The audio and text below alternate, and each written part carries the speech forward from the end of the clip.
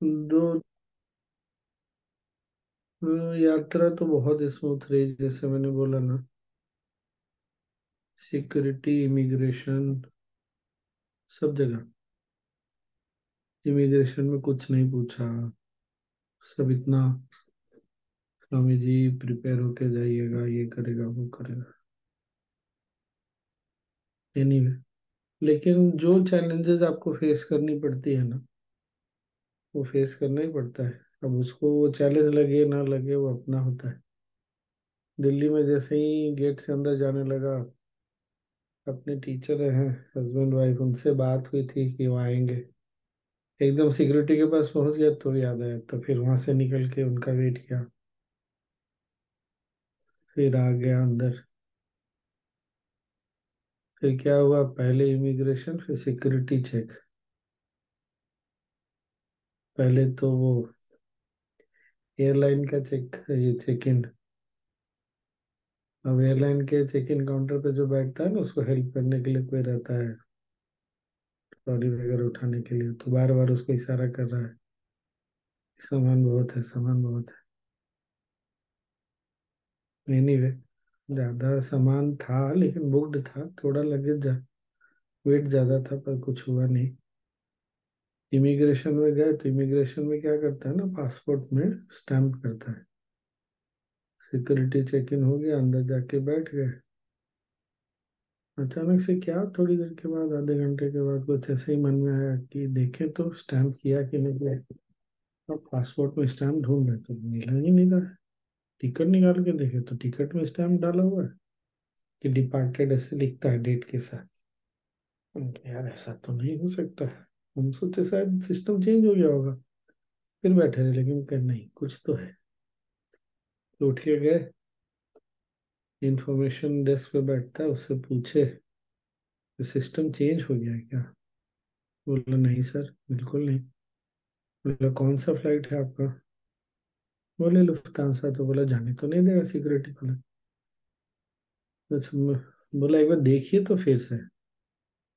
तो वो ना, काफी स्टैंपिंग हो चुका था, तो बाद वाले में स्टैम्प करने की वजह से सबसे पहले वाले पेज में स्टैंप लगा दिया। फिर जाके निश्चिंत होकर बैठ गए। फिर एयरलाइन में बोर्डिंग किए। थोड़ी देर के बाद सामान वामान रख दिए। भीड़ तो बहुत था। तो थोड़ी देर के बाद पता चल रहा है ये सीट किसी और का है। फिर गए। फिर म्यूनिख में उतरे। तो फिर पहले सिक्योरिटी चेक इन, फिर इमिग्रेशन।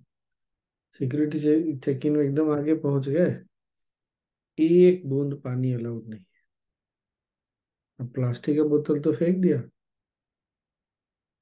तो मैं वाटर बोतल लेके घूमता हूँ ना। तो बोलती है सारा पानी पी लीजिए। मैंने बोला इतना पानी कैसे पिएगा, और मैंने स्पेसिफिकली एयरलाइन में ना गर्म पानी पीता हूँ, तो गर्म पानी भरा था। तो बोलती है जाइए फिर वॉशरूम में जाके सब फेंक के आई। फिर गया वापस। फिर आया।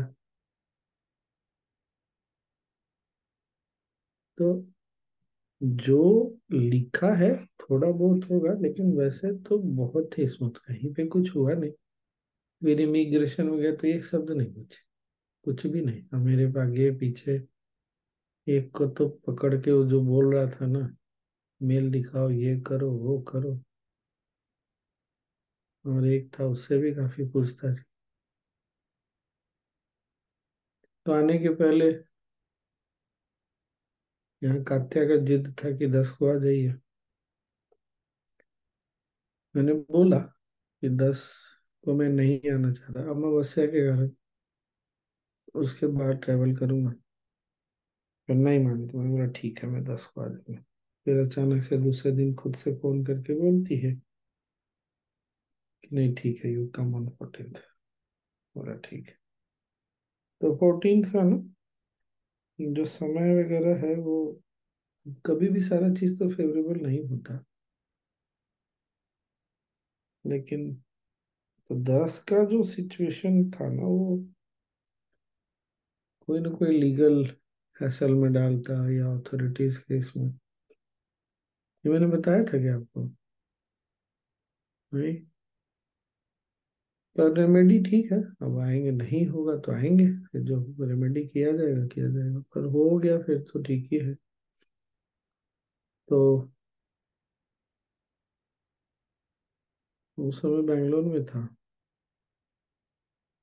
तो एक लड़का बोलता है तो फिर ज्योतिष को क्यों कंसल्ट करना चाहिए, नहीं करना चाहिए, गुरुदेव पे सब छोड़ देना चाहिए। ये हमने बात की थी। तो मैं बोला हाँ जी छोड़ जी, देना समझ चाहिए, गए। किया था क्यों? हम्म।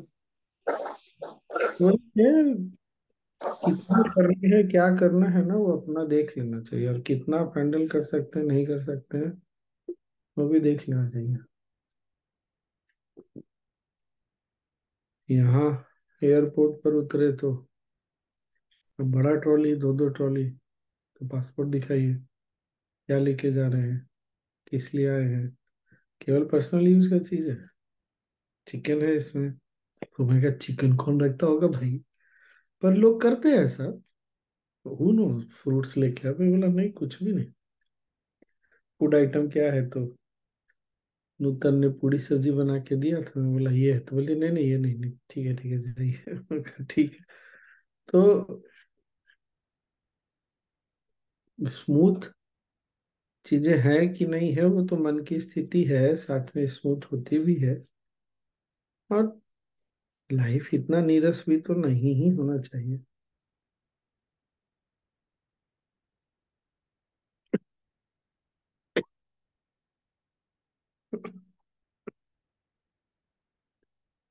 तो है, बाकी आगे देखें। आने के साथ 3 प्रोग्राम तो फिक्स है।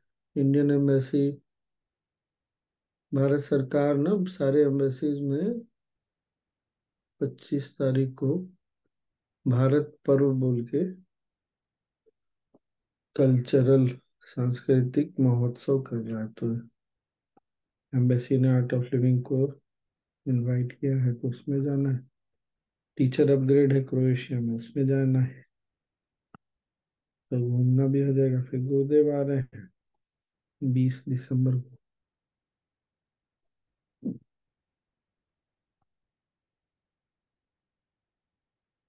तो लग रहा है समय ऑलरेडी बहुत तेजी से जा रहा है। तो मेन क्या है कि एक तो बहुत ज्यादा ना दूसरों की बात जब सुनते हैं, तो जब मन नहीं संभाल पाता ना, 2 कारण से नहीं संभाल पाता, या तो अपने डाउट, अपने टेंडेंसीज के कारण नहीं संभाल पाता मन, तो नहीं संभाल पाता तो जीवन में वो सब चीजें फेस करनी पड़ती है। दूसरा, जब बहुत सारे लोग कुछ कुछ बोलते हैं ना, तो फिर मन हिल जाता है, जब मन हिल जाता है, चेतना हिल जाती है, तो आपको फेस करना पड़ता है। जब पहली बार पूजा करने के लिए निकल रहा था ना, तो हमको किट मिला था, किट होता अच्छा खासा भारी है। तो जो भी मेरे से पहले वाले थे बोलने लगे बहुत प्रॉब्लम हुआ, सिक्योरिटी में होता है, ये होता है वो होता है। अब मैं ना एकदम आराम से, मैंने पहले ये चीज़ शेयर किया, अलग अलग कॉन्टेक्स्ट में भी किया, मैं एकदम आराम से कि अगर मेरे कर्म में होगा तो मुझे कभी नहीं, केवल एक बार सूरत में, क्योंकि वो सीआईएसएफ वाले नहीं थे, सूरत पुलिस के थे, और एक बार इलाहाबाद में। उसके अलावा इतने वर्षों में, 12 साल 13 साल में कभी कहीं इशू नहीं हुआ। तो मेरा शुरू से ये चीज है कि हम दूसरों को, सिस्टम को, सिचुएशन को, बहुत सारी चीजों को ब्लेम कर सकते हैं, पर हमको ये समझना चाहिए कि हमारी लाइफ की जो चुनौतियां हैं, जो हमको चैलेंजेस फेस करना है, वो करना पड़ेगा।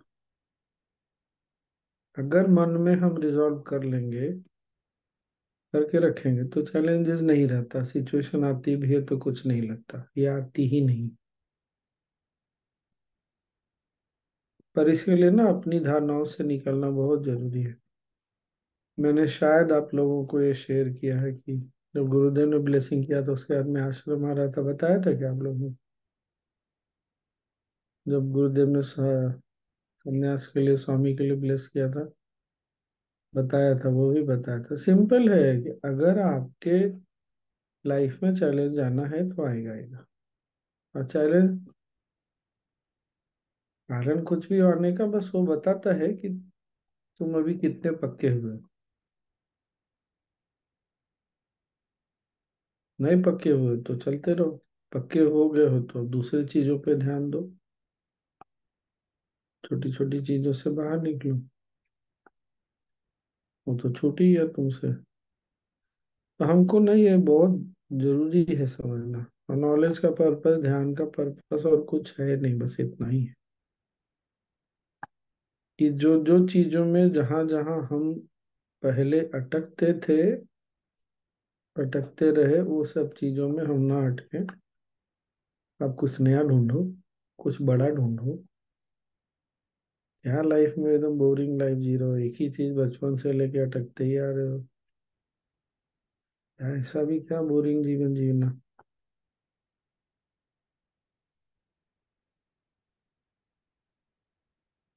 और क्या।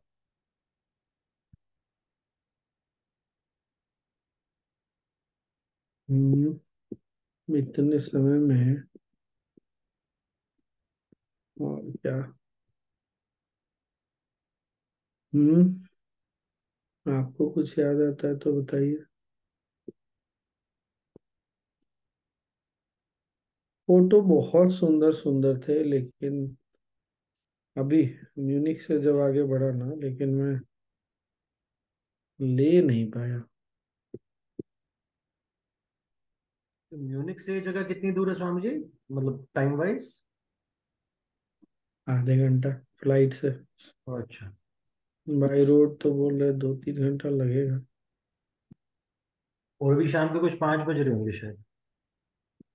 हम्म। हम्म। फोटो लिया, पहाड़ों पे बर्फ दिख रहा था, फिर थोड़ा तो लिया। मेरे बगल में जो विंडो सीट में बैठा था, कुछ तो आईपैड में वॉच कर रहा था अपना सीरियल वगैरह कुछ तो। और उसके बीच में मैं उसको डिस्टर्ब करके फोटो लेना नहीं चाह रहा था। पर बाद में उतरने के बाद, या उसने रख दिया तब एक दो फोटो लिया, बहुत अच्छा नहीं है, लेकिन उतरने के बाद क्या। अब क्या है, सीखने के लिए बहुत कुछ है। मैंने आइस बोला, उसने स्नो बोला। तो ये आइस नहीं होता, इसको स्नो बोलते हैं। ये भी बड़ा इंटरेस्टिंग है जानना समझना। फिर म्यूनिक एयरपोर्ट पे पानी तो ले जाने नहीं दिया, तो पानी खरीदने के लिए, और हम इंडिया की तरह बिल्कुल नहीं है कि यहाँ पीने का पानी वहाँ पीने का पानी खरीदिए। खरीदने गया तो उसने दो टर्म बोला, स्पार्कलिंग वाटर, स्टिल वाटर। मैंने कहा यार अब ये क्या होता है, बस ठंडा पानी नहीं मिलना चाहिए, लेकिन मैंने बोला स्पार्कलिंग, ठंडा ही था फिर। तो बाद में पता चला स्पार्कलिंग वाटर थोड़ा महंगा होता है, स्टिल वाटर सस्ता होता है। मुझे तो पानी चाहिए थी, प्यास लगा था बहुत जोर से। तो ये एक सिचुएशन देखा। तो लाइफ में सीखने के लिए बहुत कुछ है।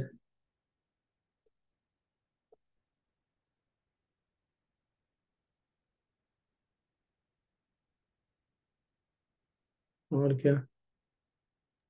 मतलब स्वामी जी एयरपोर्ट पे टैप्स नहीं है, पानी खरीदना ही पड़ेगा। अच्छा। इंडिया में बहुत रईसी है, हम लोगों को समझ नहीं आता। एक और चीज बहुत यूनिक था। मैं तो जब यहाँ म्यूनिक एयरपोर्ट पे फ्लाइट चेंज करने के लिए बैठा, तो बहुत कम, 2-3-4 लोग ही थे। बाद में बहुत लोग हो गए, बातें भी कर रहे थे, फोन पे भी बात कर रहे थे आपस में भी, लेकिन इंडिया की तरह शोर नहीं था। समहाउ हम लोग ना लाउड तो हैं, हमको पता नहीं चलता। क्योंकि मैं बहुत फ्रीक्वेंट ट्रैवल करता हूँ ना, इतना इतना अंतर पता चला ना शोर का। देखा है। फिर स्ट्रेंज ये लगा कि ठंडी है, तो ठंडी में लोग ठंडा बियर और कोल्ड ड्रिंक पी क्यों पीते हैं, समझ ही नहीं आता है मेरे को। ठंडा में गर्म पीना चाहिए ना आदमी को। मगर ठीक है, पता नहीं, कुछ तो होगा अपना लॉजिक। कोल्ड ड्रिंक भी ठंडा, जूस भी ठंडा, ड्रिंक भी ठंडा। चाय तो नहीं चलता, कॉफी रहता है।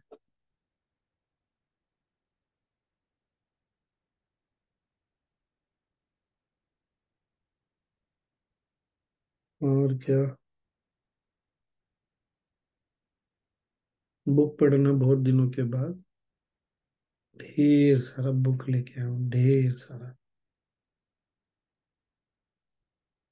इसीलिए वजन भी लगेज का बढ़ गया। स्वामी जी कौन से बुक्स लेकर गए हो इतने सारे?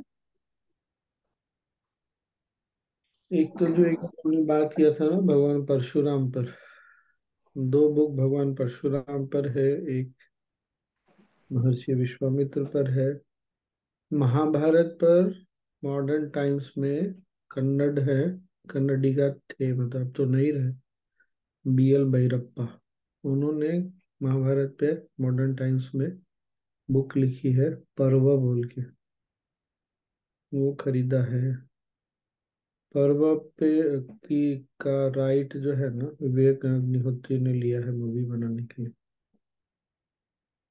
फिर एक बुक राहुल ने जिद करके ऑर्डर किया, हिडन हिंदू, बोल रहा है धोनी उस पर मूवी बना रहा है। अच्छा ठीक है, मूवी पढ़ लेंगे।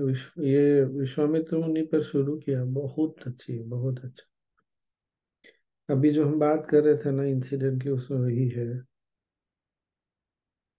हाँ, कैसे विश्वामित्र मुनि का और परशुराम दोनों ना भाई हैं, अगर आपको पता है। कैसे एक को क्षत्रिय बनना था, एक को ब्राह्मण बनना था, ब्राह्मण जिसको बनना था वो क्षत्रिय बन गया, क्षत्रिय जिसको बनना था वो ब्राह्मण बन गया। तो अभी तक जो पढ़ा उसमें यही है, ऋषि मुनि भी प्रयास करते हैं, सब कुछ करते हैं, लेकिन जो समय को काल को जो चाहिए होता है, काल करा लेता है। मतलब रुचिक ऋषि थे, उन्होंने दो पोषण बनाया, एक से ब्राह्मण उच्च कोटि का ऋषि पैदा होगा, एक से उच्च कोटि का क्षत्रिय। दो महिलाओं को पोषण पीना था, दोनों ने आपस में कुछ तो आपस में षड्यंत्र करके बदल लिया उसको, उल्टा हो गया। तो वही है, बहुत सुंदर ढंग से लिखा है इसने, विनीत अग्रवाल। के बाद परशुराम, भगवान परशुराम पे पढ़ूंगा। फिर महाभारत ऑलरेडी 2-4 पेज पढ़ा था, बहुत बढ़िया था, बहुत ही बढ़िया। जब भीष्म पितामह तीरों के सैया पे पड़े हुए हैं ना, उस समय दुर्योधन और इनका संवाद।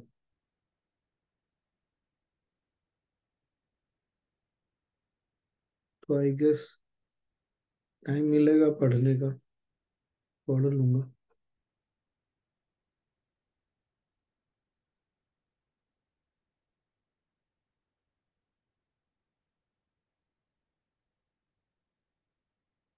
और क्या।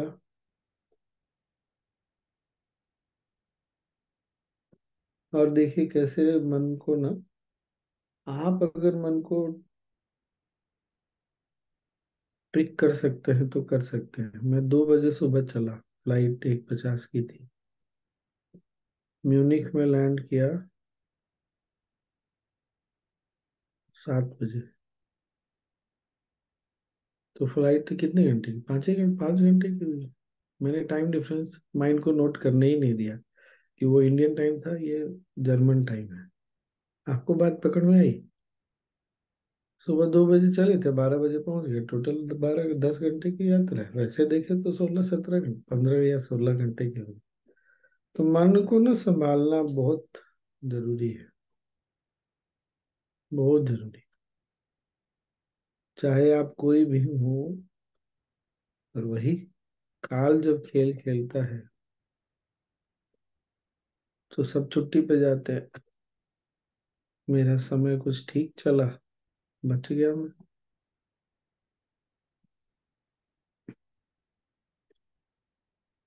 स्नान करके पद्मसाधना प्राणायाम क्रिया कर लिया, आगे का पता नहीं। मैं भी वेट कर रहा हूँ, जेट लैग क्या होता है देखूं।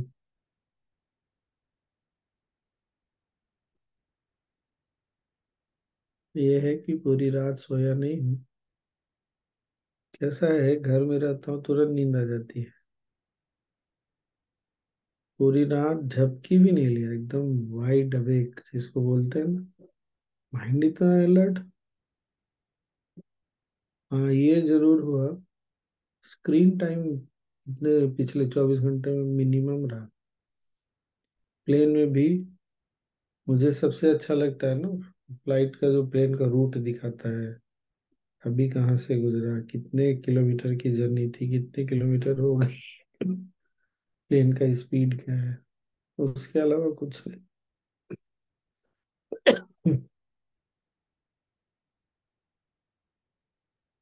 तो लग रहा है जैसे मेरा काल थोड़ा सा तो परिवर्तन हुआ है, वरना स्क्रीन टाइम मेरा भी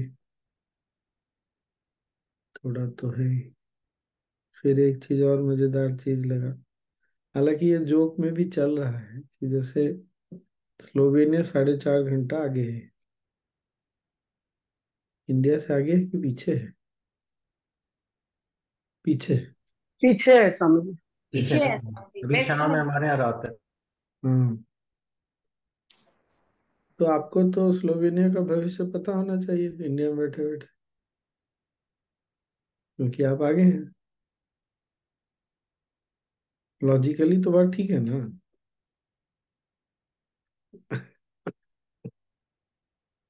तो इसको लॉजिकली के सोचना पड़ता है कि नहीं, ऐसा थोड़ी होता है। एनीवे, ये बात पकड़ में आई ना, अगर इंडिया आगे चल रहा है तो उसको आगे पता होना चाहिए, हम उसे इंडिया से पता कर लेते हैं जो लोग पीछे चल रहे हैं, और वो अकॉर्डिंगली एक्ट कर लेंगे। इसलिए टाइम, समय की परिभाषा स्थान से भी जुड़ी हुई है। हम जिस समय को जानते हैं, महाकाल नहीं, महाकाल परे है, स्थान से, परिस्थितियों से, व्यक्ति के मन से परे है। पर हम जिस काल को जानते हैं वो काल समय के अनुसार, व्यक्ति के अनुसार, उसके मन की अवस्था के अनुसार बदलता है। इसीलिए 4 घंटा पीछे आगे से कोई फर्क नहीं पड़ता, क्योंकि वो समय जो है स्थान विशेष से जुड़ा हुआ है। पर जब महाकाल की बात आती है तो फिर वो सब चीज से परे, काल के परे।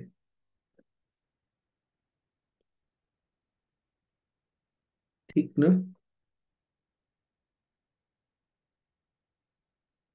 और क्या, अब आप लोग कुछ बोलिए, मैंने तो इतना बकबक कर लिया।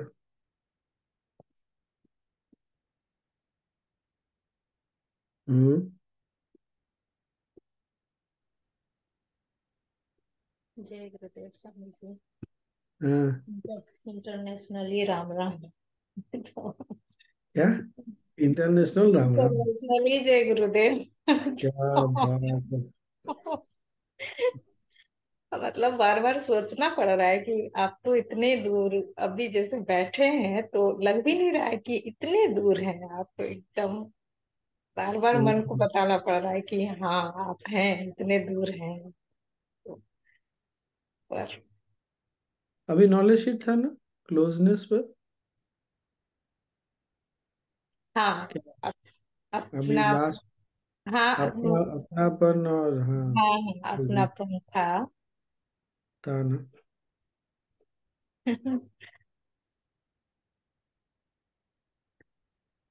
स्वामी जी, आप जो कह रहे थे आपके 3 प्रोग्राम्स हैं, तो पहला वाला 25 को है या उससे पहले भी कोई है?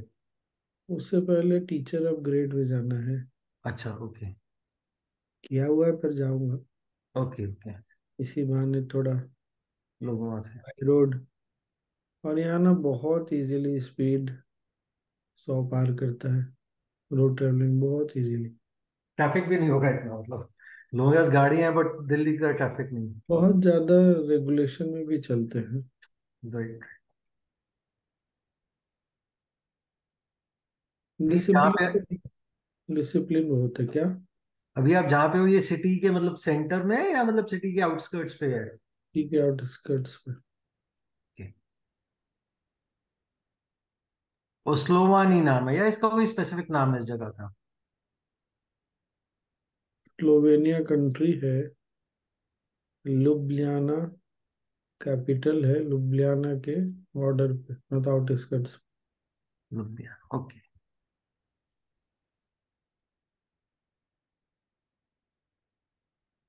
तो कुछ दिनों में बर्फ जब तेजी से गिरेगी तो फिर ठंड।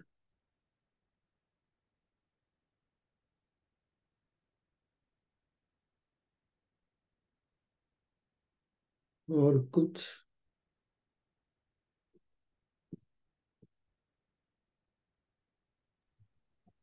और स्वामी उस, जी। हाँ। हाँ। हाँ, बोलिए बोलिए आप। नहीं नहीं, बोलो ना, कुछ ऐसा नहीं। अभी जैसे जो बात हुई कि जो होना होता है वो समय के अनुसार होता है, तो ये हाँ, समय कौन वाला समय हुआ? वो महाकाल वाला हुआ या फिर ये काल बड़े जो बड़े बड़े मन का जो निर्णय होता है तो वो। महाकाल ही बोलेंगे ना, महाकाल। हाँ हाँ, शिव या महाकाल।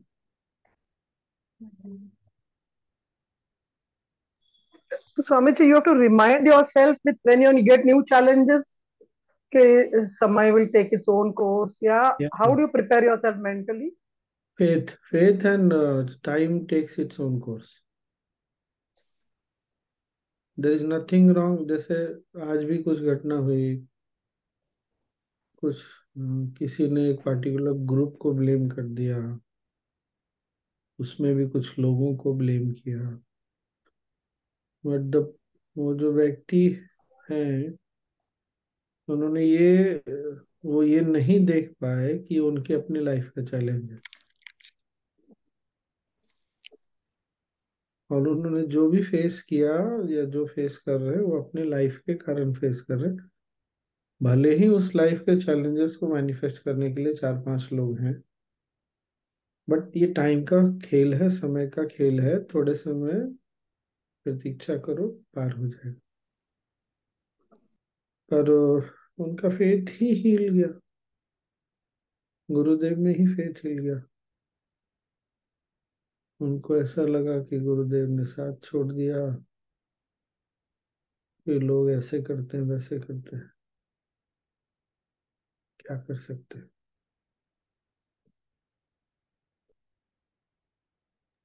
स्वामी जी, फेथ लेकिन हिलना मतलब क्या? वो भी समय के हिसाब से कुछ होता है या अपने ही नहीं तो मूर्खता आप, की वजह से होता होता है? है समय के अनुसार, लेकिन आपको पता है ना, फेथ हिल गया मतलब आपको फेथ था ना, आपने फेथ को हिलने दिया ना। आपका ही फेथ था ना वो पहले भी। ऐसा तो नहीं है कि किसी और ने दिया था वो फेथ आपको। आपने देखा, सुना, समझा, चखा, तब फेथ किया। तो फिर आज जब समय परिवर्तन हुआ, तो क्यों फेथ छोड़ दिया आपने अपना। वही गुरुदेव बोलते हैं ना, तुमने तो डबल टैक्स लगा लिया अपने ऊपर। एक तो तुम्हारा काम भी नहीं हुआ, ऊपर से तुमने फेथ भी छोड़ दिया। दुनिया में जो घटनाएं होती हैं, जीवन में जो होता है, उसके कारण अपना फेथ छोड़ देना, डगमगा देना, मैच्योरिटी नहीं है फेथ में। फिर दुनिया हमेशा तो हमारे अनुसार चलेगी नहीं।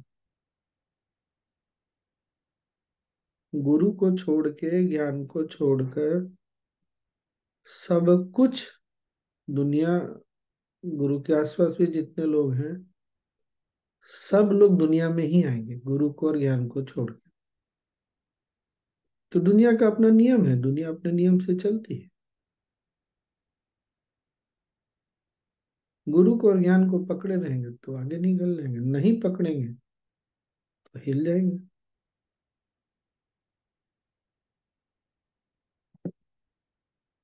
इसीलिए गुरु को, गुरु के ज्ञान को किसी कीमत पर नहीं छोड़ना चाहिए।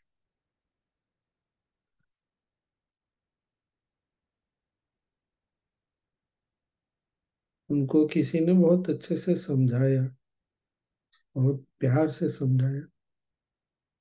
तो ये भी बात है कि आपके अपने अच्छे कर्म भी तो रहे ही है ना, अच्छी संगति भी है।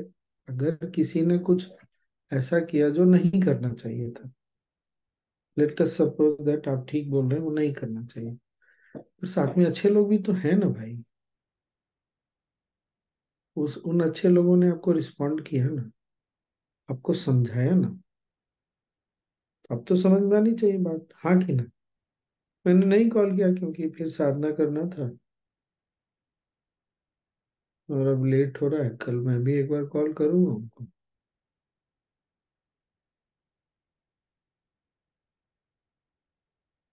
हालांकि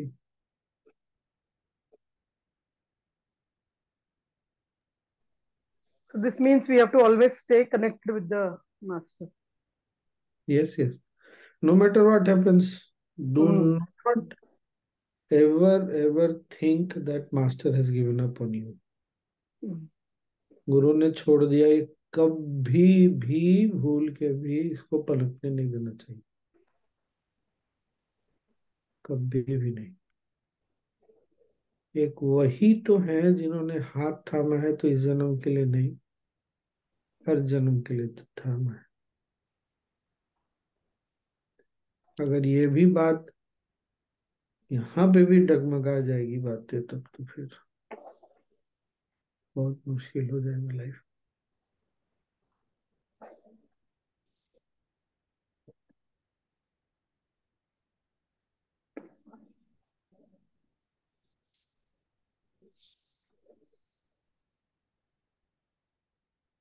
और काल का प्रभाव पड़ता है, दीपावली की रात का प्रभाव मैंने भी देखा। डेली सुबह नींद टूट जाती थी 2:30-3 बजे। दीपावली के दूसरे दिन भी चाहे मैं 12-1 बजे भी सो रहा था ना, नींद टूट जाती थी, और एकदम ऐसा कुछ नहीं कि मुझे सोना नहीं, पर दीपावली के बाद वाली रात पे मन किया कि सो जाओ। लेट से उठा, मैं तो उठा, फिर सोया, फिर उठा। तो काल का प्रभाव तो पड़ता है, मैं भी हंस ही रहा था, क्या करें।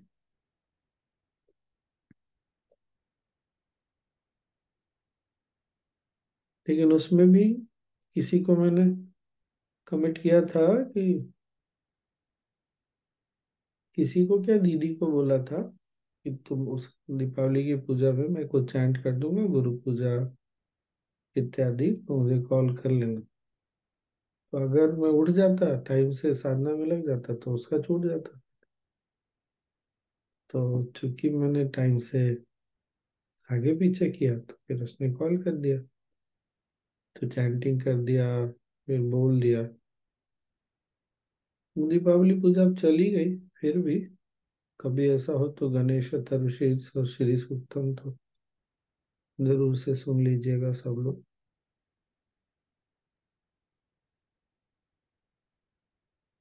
तो दोनों चीजें हैं, काल अपना प्रभाव दिखाती है, लेकिन उस प्रभाव दिखाने में भी कुछ अच्छा होता है। वो अच्छे को पकड़ना बहुत आवश्यक है। ये बात पकड़ में आई, आज जिनका बता रहा हूं उनका फेस जो डगमगाया, तो ये बहुत लोगों के लिए सीख हो गई। फिर जिन्होंने उनको समझाया, उन्होंने इतने अच्छे से समझाया, वो सबके लिए सीख हो गई।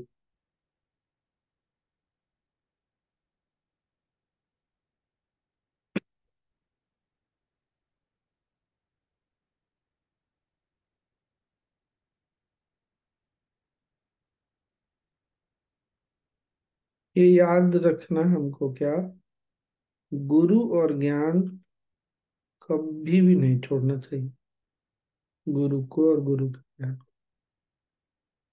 और कभी मन में ये बात आने नहीं देना चाहिए कि गुरुदेव ने हमको छोड़ दिया।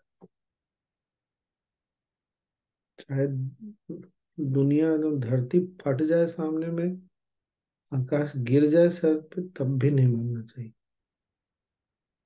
कोई गर्दन काट रहा हो तो भी नहीं मानना चाहिए।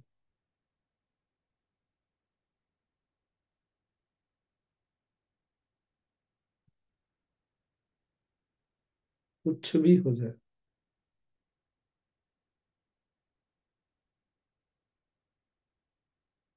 ठीक, आज नहीं। So, Swamiji, what is it to be in knowledge? You're saying implementing it, or No, no, just even remembering, recalling, it's good enough. एक बार याद भी कर लिया तो anything, I belong to you, acceptance, whatever it is. Knowledge sheet को याद कर लिया, कभी सत्संग में गुरुदेव ने कुछ बोला वही याद आ गया, अभी के सिचुएशन से उसका कुछ सर पैर लेना देना नहीं, doesn't matter, it simply doesn't matter.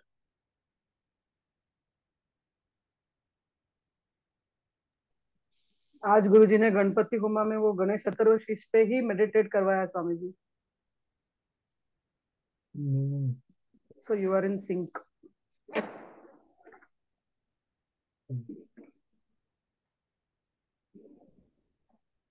तुम प्रत्यक्षम ब्रह्मासि ज्ञानमयोसि गुणत्रयातीतः अवस्थात्रयातीतः, गुणों के अति परे, अवस्थाओं के परे, साक्षात ब्रह्म, सब कुछ इसमें बोला हुआ है। बहुत बढ़िया है। और कितना छोटा सा है, 14-15 मिनट के।